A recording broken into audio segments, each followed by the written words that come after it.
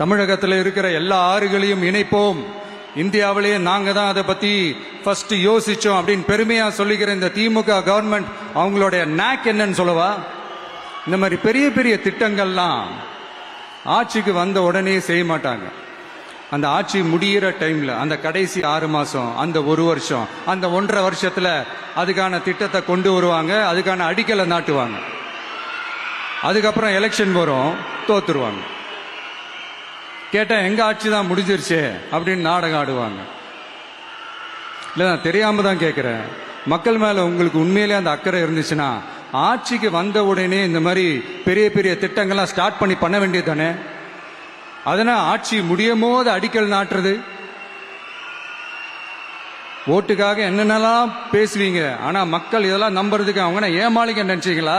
மக்களே, நம்மளுடைய ஆட்சி அமைஞ்சதும் இந்த மாதிரி பெரிய பெரிய திட்டங்கள்லாம் உடனே ஸ்டார்ட் பண்ணுவோம். அதை அந்த 5 வருஷத்துக்குள்ள அதை முடிக்கவும் ட்ரை பண்ணுவோம்.